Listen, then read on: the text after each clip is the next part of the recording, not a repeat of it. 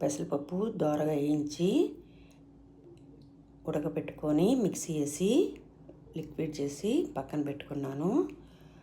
2 నిమ్మకాయలు, 2 పచ్చిమిరపకాయలు, ఎర్రగడ్డ, కొత్తిమీర, కరివేపాకు, నూనె పెట్టి ఆవాలు, జీలకర్ర చిటపట్లాడిన తర్వాత ఎర్రగడ్డలు, పచ్చిమిరపకాయలు, కొత్తిమీర, కరివేపాకు వేసి బాగా వాడ్చి ఉప్పు, పసుపు వేసి నిమ్మరసం కూడా దాంట్లో పోసి కొంచెం వాడ్చిన తర్వాత పెసరపప్పు కలిపి పెట్టుకున్నాం కదా, కొంచెం మిరప్పొడి కూడా వేసాను. కావాలంటే వేసుకోవచ్చు, లేకపోతే అవసరం లేదు.